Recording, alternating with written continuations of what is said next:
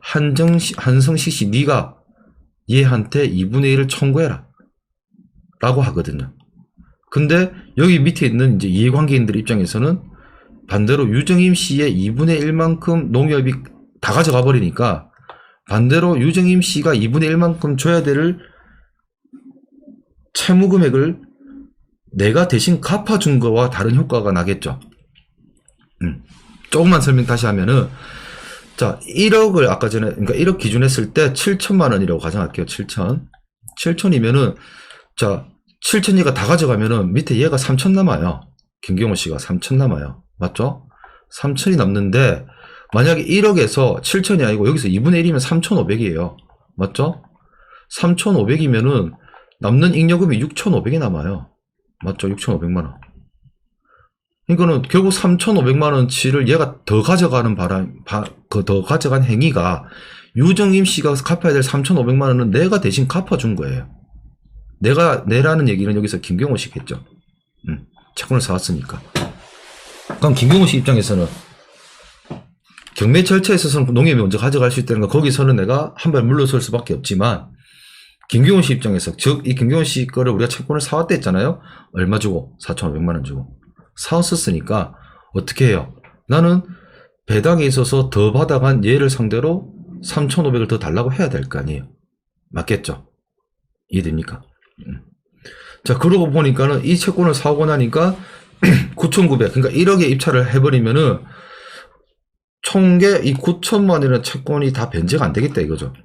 실제로 갖고 올 금액보다 그때 당시 9천이었거든요. 그러니까 이자까지 포함했을 때 9천만 원인데 그래서 반틈인 걸 4,500 주고 산 거예요. 일단 이런 것들은 어차피 작은 거 다 제외할게요. 그래서 세워있는데 가만히 보니까는 1억을 쓰는 것보다 어차피 4,500이니까 4,500이 더 올라가면 얘네들까지 과장했을 때 그때 그 경매 비용 2,250만 원까지 더해보니까는 1억 3,250만 원을 쓰면은 1억 3,250만 원을 쓰면은 얘도 돈 다 갚고 얘도 다 갚고 전부 다 갚아 여기까지 내려오겠더라 이거죠.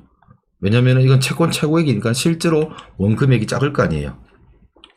얘 금액까지 다, 즉 다시 말하자면은 9천만 원짜리 액면가의 상품권을 내가 4,500만 원 주고 사갖고 9천만 원치 행사를 하는 거예요. 상품권 할인 여러분들 해보셨잖아요. 5% 할인이든 10% 할인 받잖아요. 받지만은 그걸 어떻게 백화점 가서는 그 액면가대로 다 청구를 하고 물건을 사올 거 아닙니까? 그래서 1억 3,250만 원의 금액을 쓰게 된 건데, 하나 더 나아가서 공정 우선 매수가 들어올 거라고 첫 번째 생각은 안 했어요. 안 하고 1억 3,250만 원을 쓰더라도, 내가 잔금을 1억 3,250만 원을 먼저 내더라도 나중에 돌려받죠. 여기서 잉여금을 돌려받을 거 아닙니까? 맞죠? 그 돌려받을 금액을 저희가 4,500 정도로 받거든요. 왜? 요 차이 요 부분이. 그러면은 자, 내가 1억 3,250만 원 1억 3,250만 원을 주고 샀지만 실제로는 1억 3,250만 원이 에서 액면가에 9천짜리를 4,500 샀기 때문에 4,500만큼에 대해서는 내가 할인받은 거나 다름없는 거죠. 할인받은 거나. 그러면 결과적으로 얼마 주고 산 거겠습니까? 9천만 원 초반 주고 산 거겠죠.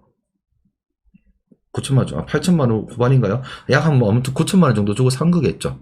그 입찰형 가격보다 훨씬 나은 거고, 반대로 나중에 1억 3,250이라는 양도소득세 계산할 때 있어서 내가 실제로 샀던 9천만 원에서의 매매 가액을 과표로 보지 않고 1억 3,250에 내가 샀기 때문에 하다못해 3억 기준 1억 5천에 팔더라도 1,몇백만 원에 대해서만 양도소득세 과표만 잡히면 되는 거였겠죠.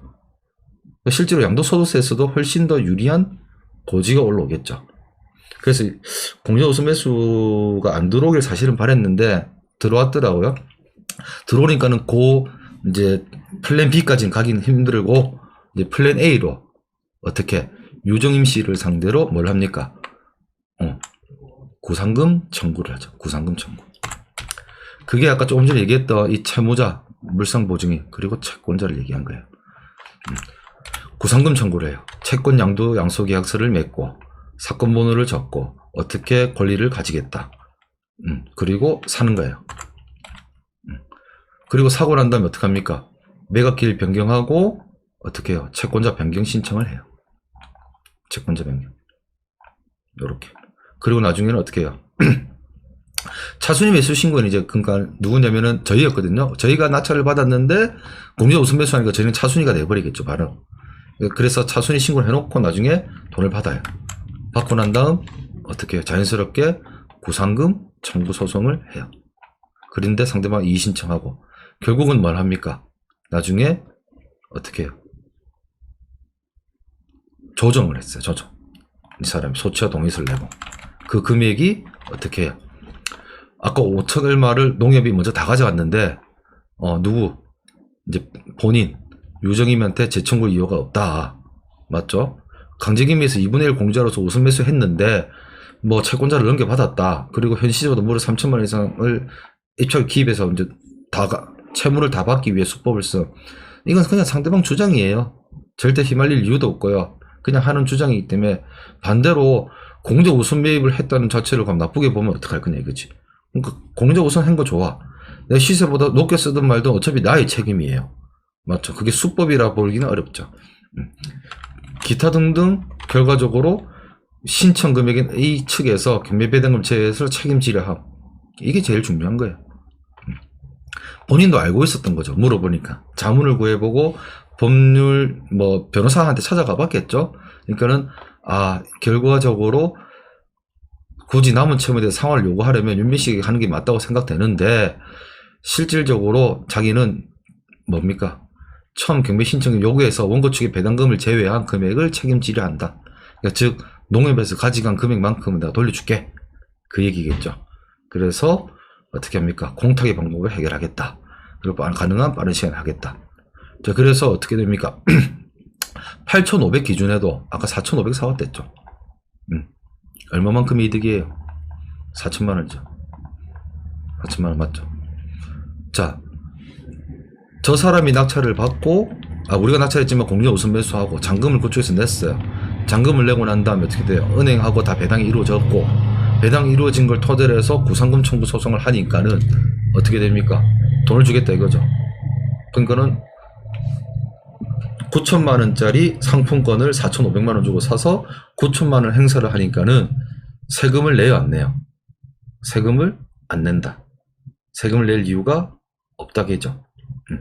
왜? 내가 5천만 원짜리 사갖고 9천에 팔면은 4천만 원에 대한 이득 부분이 생겨서 세금을 내야 되는 게 맞아요. 세금을. 근데 9천만 원짜리, 그러니까 여러분들이 상품권을 10만 원짜리를 10% 내서 9만 원 샀다고 해서 10만 원짜리 나중에 산다고 해서 그 10% 만 원에 대해서 세금을 별도로 내느냐 이거지. 안 내요. 안 내요. 안 내겠죠. 그러니까는 잔금 납부하고 구상금 청구하고 2, 3개월 걸렸는데 세금 한 푼 안 내고 4천만 원이라는 수익이 나타나겠죠. 오히려 경매 위에 경매. 이게 사실 NPL이긴 해요. 낙찰을 받고 공정 매수가 안 들어온다면 또는 이게 온 물건이었다면은 그 다음 수익까지 양도소득세까지 멀리 앞에 보고 진행하는 걸 NPL이라고 합니다. 그렇게 이제 여러분들이 요 사건을 들어보면 돼. 여기 요 사건에 있어서의 몇 가지 이제 그 쟁점, 그러니까 핵심이 좀 있다면은 첫 번째로는 NPL도 NPL이거니와 채무자와 채권자 그리고 물상 보증인을 여러분들이 정확하게 짚고 넘어가셔야 됩니다. 결국 앞전 사례에서 사실 이제 처음 여러분들이 이게 한 번만에 이야기가 사실은 쉽지가 않습니다. 왜냐하면 제가 이제 설명한 것처럼 이게 물상 보증이란 개념, 그러니까 채권의 개념이란 걸 사실 처음 여러분들이 이해는 하셔야 돼요. 네. 특강 자료니까는 여러분들한테 이제 이러한 사례와 이제 색다른 뭐 경험칙적인 부분들을 보여드리는 건데 사실 이제 채권이라는 기본적인 베이스가 깔려 있어야 되고 그 다음 물건이라는 개념을 아신 다음에 물상 보증인에 대한 그러니까 채권과 물건과의 이 사이 경계 시점이 아마 물상 보증인 정도쯤 되지 않을까라고 보는데 거기다가 플러스 배당 절차까지 이해를 해야 되죠. 배당 절차. 그래서 아마 여러분들한테 적잖은 충격이 이제 있는 것 같습니다. 그래서 그 구조를 여러 번 생각하면 돼요. 그러니까 실무적으로 여러분 주변에 친구들하고 있으면서 얘기하면 돼요. 내가 뭐 돈 빌리고 싶은데 돈은 없고, 근데 내 아는 친구가 집은 있어요. 그 친구가 돈을 뭐 보증을 쓰고 싶어 해도 그 돈 빌려줄 사람이 저 사람 그냥 인적 보증 갖고는 안 되겠다 했을 때 그 집을 담보로 이제 대출 받는 경우를 물상 보증이라 하거든요.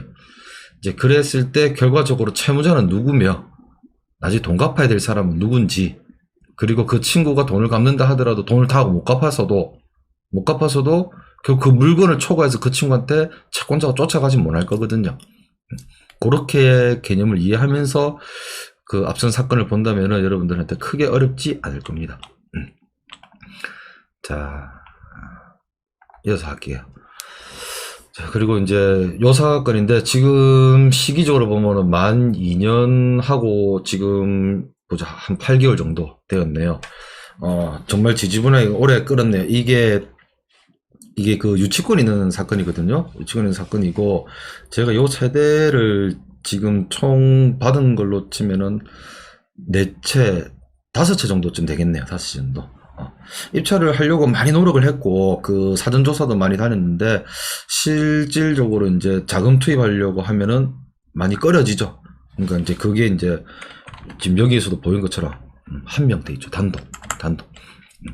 2억 2천짜리가 계속 떨어지니까 반값 되니까는 어떻게 돼요?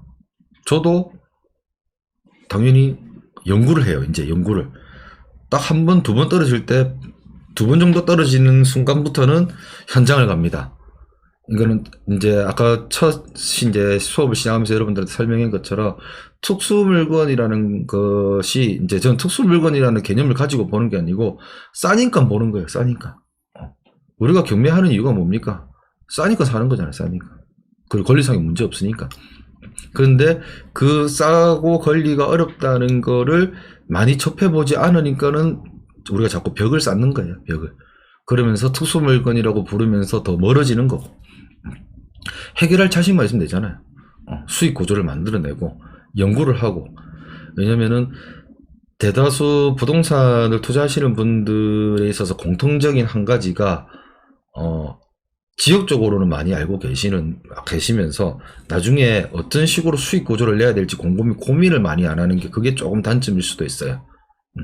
실제로 갭 투자나 일반 부동산 투자하는 분들도 나름대로의 향후 가치 상승이나 이 부분에서 많이 사전적으로 고민을 엄청 많이 했을 거예요. 여러분들 아마 엄청 많이 하시죠. 저 또한 그 지역에 대해서 개발 호재라든지 향후 기타 가능성 막 엄청 집요하게 많이 볼 겁니다. 보고 난 다음 그 지역이 보진 거잖아요, 이미. 그러니까 그 지역 내에 있는 어떤 물건을 하더라도 자신이 있는 거고, 맞죠? 다만 경매 사건 경우는 이 하나의 물건에 대해서 법리적으로 뭔가 문제가 있는지를 들여다봐야 되는 거거든요. 그러니까 지역 분석하는 거에 양만큼 이거를 한 사건에다가 들여다보려니까는 어렵게 느껴지는 거죠. 그래서 이제 제일 시너지 효과가 나려면은 지역 분석이 되어 있는 그 지역 내에 이 경매 사건이 있으면은 물론 2번 일은 하겠죠. 왜? 지역 분석을 해야 되는 처음 이제 전 단계와 그다음 이 물건에 있어서의 어떻게 이 해석, 법리적으로 내가 어떤 식으로 전략을 짜고 이거를 해결해 나갈 것인지까지 2가지 일이 되는데, 그 부분을 여러분들이 어렵다라고 얘기를 하셔야 정상이에요. 하셔야지 사실은. 왜? 반대로 여러분들이 그걸 다 쉽게 느껴진다면 결국 일반 경매랑 다를 게 없어요. 입찰 20명씩 들어오고 뭐 30명씩 들어오고 떨어지죠. 그 남들은 안 들어오고 내가 입찰 봤으면 좋겠다 하는 물건들이 제가 얘기한 이런 과정들을 거치는, 반대로 여러분 입장에서는 그 과정이라는 그 산을 넘으면은 상대방한테는 그거를 필터링을 시켜주는 거예요. 왜? 여러분들이 잘 안 찾아보듯이 상대방도 안 찾아볼 거거든요. 딱 그 차이라고 봅니다, 저는. 그래서 참, 이제 30평대 이 면적인데 1억 1,600에 받다 보니까는 반대로 신축 빌라가 어떻게 해요? 30평대 빌라가 평당 300만원대에 사는 꼴이 돼버렸죠. 실제로 어떻게 돼요? 뭐 유치권 해결만 하면은 충분히 수익이 나겠다 라는 게 되는데, 실제로 신축 빌라니까 집도 깨끗했습니다.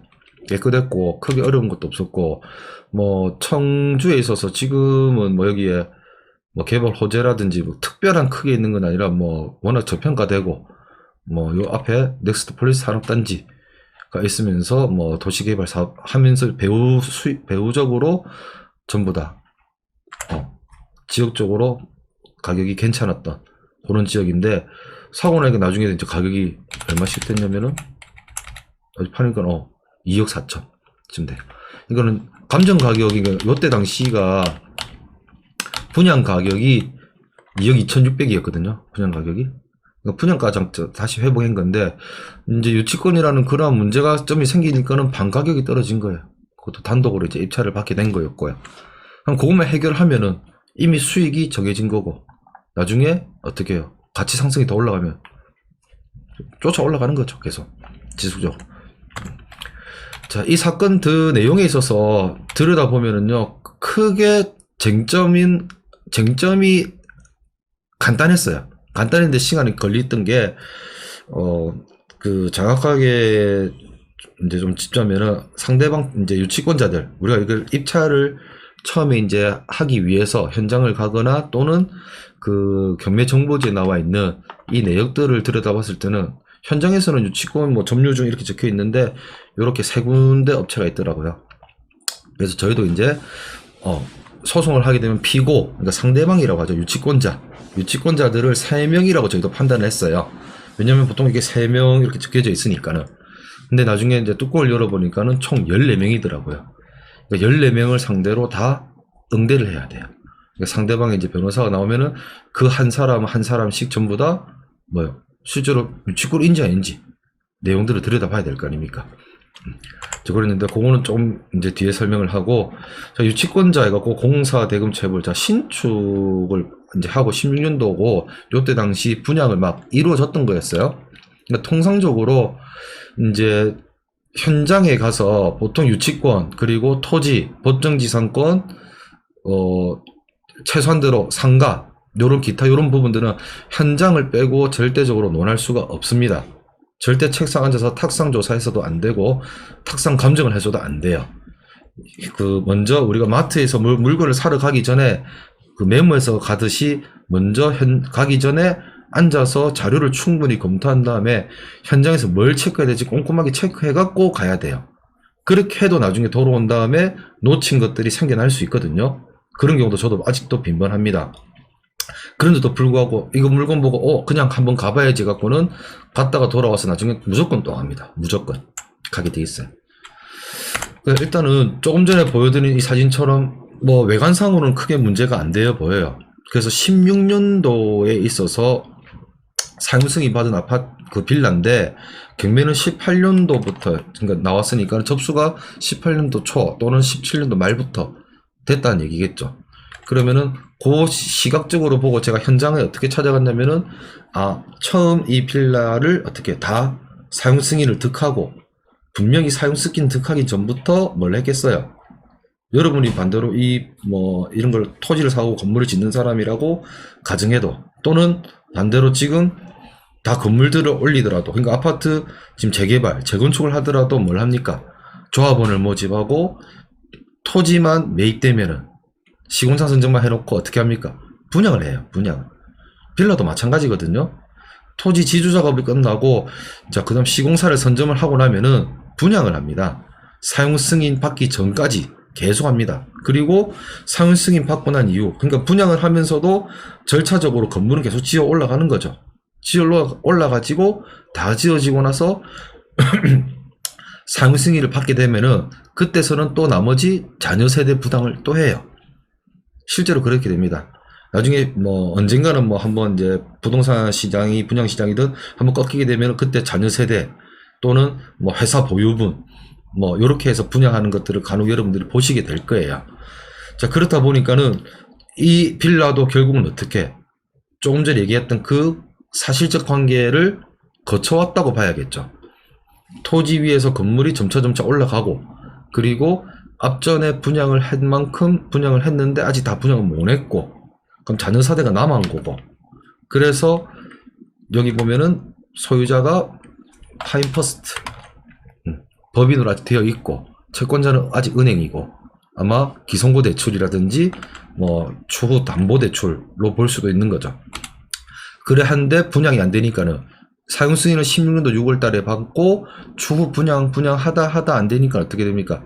17년도 말쯤에 경매를 접수를 하게 되고 경매가 나오는 거죠. 그러니까 저희가 이제 요것들을 처음에 먼저 탁상에서 알아서 체크해보고, 먼저 앉아서 체크해보고 현장에 갔을 때는 실질적으로 이미 총 72세대, 여기가 총 72세대거든요. 이 단지까지 이제 해갖고 이제 한 세대당 한 건물당 세대수를 계산해 보니까는 72세대인데 여기서 약 60%에서 70% 정도가 분양이 이루어졌고요. 분양이 이루어졌고 나머지 이제 20%에서 30% 정도가 남아갖고 분양이 안 돼 있는 상태였더라고요. 였고 이미 현장에 있어서는 뭐 유치권 사진하고 이런 거 붙어는 있었지만은 이제 그 사람들이 현장에 있진 않고 그 아마 이제 뭐 공시로 인한 뭐 그런 점유로 어떻게 남겨놓기를 원했던 것 같아요. 경매 정보지를 봤을 때는. 근데 경매 정보지를 처음에 들여다봐갖고 배당 요구 종기 18년도 요때인데 우리가 민사집행법상에 있어서 경매 절차가요. 경매를 누군가가 접수를 하지 않습니까? 채권자가 뭐 여기서 아까 이제 근저당권자 금융기관인데 채권자가 경매를 접수를 하면요 어떻게 되냐면은 법원에서 감정평가 명령을 내리고 현황조사 명령을 내립니다. 그러면은 감정평가사가 현장에 먼저 가고 그 다음 집행관이 현황조사를 하러 가요. 그러면은 시기적으로 잘 보세요. 이제 그 시간을 거슬러 갖고 그때의 사실적 관계를 다시 이제 재구성을 해본다고 가정했을 때 이제 경매를 신청을 하고 나니까는 감정평가가 그 현장에 한번 무리들이 우르르 갈 거고 그 다음 그 현황조사 할 사람들이 한번 오볼 거고 요 하는 과정에 있다 보면은 어떻게 해요? 돈 받을 사람들, 채권자들이 해야겠죠? 채권자들이 경매가 됐다더라, 뭐, 누군가 왔다더라, 그리고 살고 있는 사람들이 웅성웅성 할 거 아닙니까? 맞죠? 그렇게 되면은, 그때서야 유치권으로서의 외관을 갖추는 경우들이 많거든요. 그런 자료들을 찾아보기 위해서 제가 감정평가, 왜 감정평가사가 먼저 갔기 때문에 현장에 그걸 봤는데, 18년도 6월 11일자 돼 있죠. 18년도 6월 11일자. 18년도 6월 11일자 보면은 이 사람들도 현장에 가봤다는 얘기예요. 보통 현장에 가고 보면은요. 아마 여러분들이 감정평가서를 이렇게 커서를 집요하게 이렇게 찾아보지는 잘 안 하셨을 거예요. 근데 경매는요. 특히 뭐 특수물건을 일컫는 이런 물건들은요. 철저한 여기 있는 자료만 잘 읽어보고 현장에 가도요. 여러분들이 입찰하고 수익 나는 게 매우 많습니다. 안 해서 그래요, 여러분들이. 안 하는 이유는 어렵다는 그 이상하게 어렵다는 그 테두리를 만들어서요. 여기 봐봐요. 임대관계 미상입니다. 기타 참고가 없습니다. 자, 여러분이 감정평가사라 또는 여러분이 그냥 현장에 한번 가보라고 누군가 시켰다 칩시다. 현장에 갔어요. 그러면은 자, 조금 전에 그 구독설에 나와 있는 사건처럼 사진 외관상 이런 없어요. 그리고 뭡니까? 대문이고 뭐가 안 붙여놔요. 아무것도. 근데 여기는 지금 들어와 있어요. 점유자 해갖고 보정 대불 방문 있는데 폐문으로 없다. 근데 얘네들이 있더라. 어떤 걸 뜻하겠어요? 감정평가사 현장 와보고 현황조사 하면서 집행관이 현장 와보고 하니까는 이제 웅성웅성 하는 거죠. 아직까지 자녀세대 분양하고 있고 그러니까 어떻게 돼요? 채권자들이 야 이거 경매에 나가면 돈 못 받겠다 싶어 놓으니까는 그제서야 유치권으로서의 외관을 만들 수 있겠죠. 그거를 어떤 식으로 확인해 볼 수 있겠어요? 현장에서 관리소장 있을 거고 맞죠? 입주자 대표 회장 있을 거고 현장에 누구 입주민들이 있을 거 아닙니까? 60%에서 70% 분양이 됐으니까 맞겠죠? 그러면은 어떻게 누군가 사람들이 왔다 갔다 하면서 어떻게 내용들이 있었다는 거는 저보다 우리가 조사하는 우리보다 상대방들이 더 많이 알아요. 우리가 현장 가기 전에는 이 물건에 대해서 최대한 우리가 정보를 수집을 하겠지만 자 그렇다면은 사진상이라든지 외관상 전혀 그러한 표시들이 없는 상황인데 유치권이 있다고 얘기를 하니까는 어떻게 하겠어요? 어쩔 수 없죠. 소송해야죠. 소송. 나아가서 자 이게 등기부등본 요약이거든요. 요약. 제가 여기 소송하면서도 많이 참고적으로 이제 제출했던 자료 중에 근데 이 소송 내용이 너무 광대해 갖고 제가 요것만 제가 발췌하고 내용은 제가 생략을 했는데 시간한 배상 그런 것도 있겠지만요. 자 소유권 이전이 됐다는 파인퍼스트가 신탁 재산의 귀속. 그러니까 이제 분양 자녀 세대가 남으니까는 바로 다른 사람한테 못 넘기고 나머지는 그대로 떠안고 있는 거죠. 담고 있고 요 상태로 바로 대출을 받아요. 받고 난 다음에 추가적으로 자금이 더 필요하니까는 다른 사람들로부터 해서 대출을 또 받죠. 또 받고 난 다음에 여기서 한 가지 자세히 봐야 될 점이 무엇이냐면은 여기 요거예요. 자, 설거지 선고 가등기. 이게 더 색깔이 안 나오네. 가등기. 기름정시 매매야. 자, 이게 뜻하는 바를 보자 이거죠. 이것이 뜻하는 바. 이게 무엇일까 이거죠. 자, 16년도 7월 21일자에 소유권 이전을 이미, 그러니까 이전이라는 신탁재산 귀속, 그러니까 시공사 또는 이제 뭐 처음부터 토지주라고 이제 우리가 일컫는다 하더라도 이 사람이 소유주로 이제 등재를 해놓고 난 다음에 대출을 2회차를 받아놓고 길은영 씨한테 가등기를 왜 걸어줬을까? 이거를 보는 거예요. 가등기를. 그래서 이 인근에 있는 다른 세대들도 등기부등본을 모조리 다 떼봤어요. 모조리. 열람은 700원이고 발급은 1000원이에요. 뭐 그거 10세대 떼본다고 해서 뭐 열람 700원에 10세대 해봐야 뭐 7,000원밖에 더 합니까? 해보니까는 10세대 중에서 3세대인가 4세대인가 가등기가 걸려있고 나머지는 똑같이 안 걸려있더라고요. 요 두 가지만 똑같이 잡혀있고. 그래서 분양 사무실이라든지 그 살고 있는 분들을 통해서 얘기를 물어보니까는 자, 길은영 씨 같은 입장에서 그러니까는 이제 사실적 관계예요. 이 집을 분양 계약을 했는데 근저당이 떡 있는 거예요.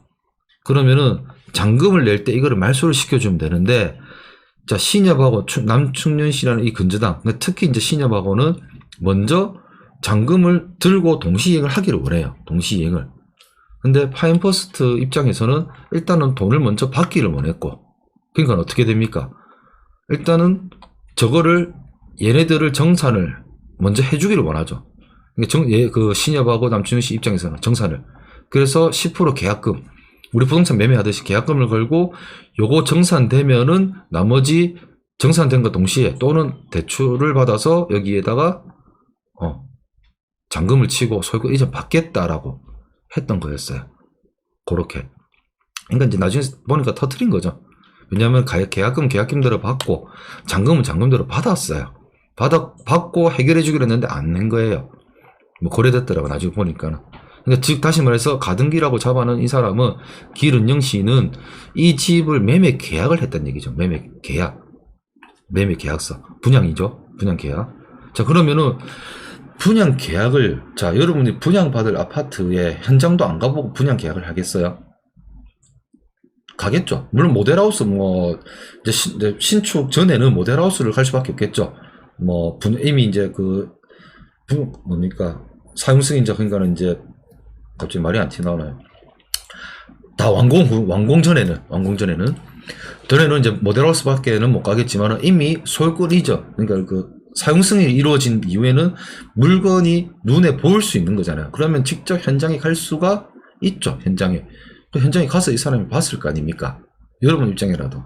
그럼 그 물건을 봤을 때 또는 뭐 물건을 보고 계약하거나 물건을 계약하려고 할 때 유치권이라는 외관이 갖추어져 있으면은 과연 이 사람이 매매 계약에 있어서 어떻게 절차적으로 이행을 하고 잔금까지 냈을까? 우리 거기서 들여다보자 이거죠. 거기서. 그러니까 이게 어찌 보면 키워드가 됐던 거였죠. 그러고 난 이후에 뒤에 이제 가압류들이 달리고 난 다음에 뭐 도저히 안 되겠다 싶으니까는 은행에서 경매를 신청해버린 거죠. 그리고 나중에 가니까는 광고문이 부착되어 있어. 추후에 구독션이 이제 현황조사, 나중에 구독션이 또 현장조사도 가더라고요. 처음에 갔을 때는 없었고. 그러니까는 사실적 관계로 돌아와 보니까는 어떻게 된 거예요? 처음에 토지 작업을 하고 건물을 올리려고 하면서 분양을 했는데 분양이 한 번에 100% 분양이 다 안 끝나고 자녀 세대가 남아있는 상황에서 이 파인퍼스트라는 사람, 이 법인 회사가 자금이 필요하니까는 이제 사용 승인을 하자마자 개별 등기를 하면서 대출을 받고 추가적으로 대출을 더 받은 상황에서 어떻게 분양 이미 추후에 이제 계약한 사람한테 잔금까지도 받아버리고 아예 잠적을 해버리고 그러고 나니까는 어떻게 됩니까? 돈 받을 그 공사 채권자들이 이제 훗날에 나타난 거죠. 훗날에. 그 훗날에 나타났는데 그게 총 14명이더라. C급 잔치했습니다. 판결을 얼마 전에 받았어요. 얼마 전에. 그러니까 2년 정도 좀 넘게 걸렸는데 하면서 지지부진하게 정말 많이 했거든요. 뭐 현장 검증하고 좀 많이 했어요. 19년도 아무튼 8월달에 접수해갖고 판결 받는데 약 한 2년 가까이 걸렸죠. 2년. 왜냐하면은 실제로 유치권이라고 하면 아주 간단하게 생각을 하면 돼요. 여러분이 제가 유치권 심화 수업 하면서도 많이 얘기를 하는데 자동차를 내가 타고 가다 고장이 나갖고 그 자동차를 맡기고 난 다음에 나중에 내가 그 자동차를 찾으려고 할 때 돈 안 주면 그때서부터 그 사람이 주지 않는 항변권이거든요. 항변권. 자, 그러면 이 14개 업체가 똑같은 한날 한시에 공사가 다 끝나지도 않았을 뿐더러 당연히 공사라는 게 이게 도급이 단계가 있을 거라고요. 그럼 끝나지 않을 뿐더러 이미 끝나고 난 다음에 돈 달라고 하면서 그게 어떠한 직접 점유 또는 간접 점유 또는 제3자 점유로 그거를 점유하고 있었냐 이거죠. 불가능하겠죠. 실질적으로는. 또는 이 여러 사람 업체들이 한 사람을 나중에 선임해서 모은다 한들 처음 그러면 1번부터 마지막 14번 14명이니까 14번까지 공사를 다 하면서 다 돈 줄 줄 알고 자기 딴에는 다른데 업무를 하고 있었을 거라 이거죠. 왜 그 텀도 길어졌을 거니까. 보통 제가 제가 직접 건물을 지어본 적은 없습니다만 건물을 올라갈 때는 지주작업만 다 끝나고 건물 철거가 이루어지고 나면은 실제로 건물 올라간 데는 1년에서 1년 반 정도밖에 안 걸리더라고요. 생각보다 그렇게 오래 걸리진 않더라고요. 끼게야 2년 안짝이던데, 그러면은 그 기간 안에 공사라는 이 도급하는 사람들이 공사가 첫 번째부터 마지막까지 전부 다 이 사람들이 서갖고 있겠냐? 그건 아니다 이거죠. 그래서 나중에 이제 경매가 당하면서 이게 우왕좌왕 하니까는 이제 이렇게 하는 게 낫겠다 하고 단체 행동을 했는데 이 14명이 잘 으쌰으쌰 하면서 잘 뭉쳐 있더라고요. 그래서 이거 깨는데 많이 애먹었거든요. 애먹어 있는데, 그래서 저희 쪽에서도 불가피하게 소송을 제기할 수밖에 없었고 시간이 걸릴 수밖에 없었지만은 그만한 수익은 충분히 이루어질 수 있는 상황인데, 전국적으로 이 상황, 이 설명, 이 사건에 있어서 쟁점이 뭐겠어요? 이 경매 사건에서 사실관계를 제가 쫓아간 거예요. 특수한 제가 법리적 효과를 가져고 왔냐? 현실적으로 찾아간 거예요. 이 14명이 공사를 하루아침에 했냐? 직원들도 아니거든요. 피고가 내 14명이잖아요. 보통 도급받은 한 사람이 그 밑에 직원이 생겨날지라도. 그렇다면은 뭐겠어요? 그 분야가 이루어진 시기부터 해서 내가 물어볼 수 있는 또는 현장에서 발견할 수 있는 내용들을 찾아보고 한다면은 충분히 수익을 낼 수 있다는 얘기죠. 그럼 그것만 여러분들이 한다면 수익을 낼 수 있다는 얘기겠죠. 맞죠? 그렇게 사건이 이루어지죠. 결국 어떻게 됩니까? 팔아먹어도, 이게 최근이네요. 최근. 2억 4천. 요 면적이 84 타입 정도 되는 것 같은데, 탑층이 2억 5천. 요렇게. 지금 몇 개 나오는데, 아마 이게 저희 건지 잘 모르겠어요. 아마 4층도 받았던 것 같은데, 아마 저희 건 것 같네요. 그러면, 충분히 팔고도 나올 수 있으니까. 이게 또 당시에 지금 조금 이제 얘기하자면은 대출을 받아서 1억 1천에 낙찰을 받아갖고 실제로 대출을 거의 80% 받다 보니까 원 자금은 3천만 원 정도 선에 들어가서 해결을 본 거라서 이제 유치권이 끝나니까 어떻게 돼요? 다 수리하고 매매할 수 있는 그런 상황이 이루어진 거죠. 그렇게 오늘 사례는 정리하도록 하겠습니다.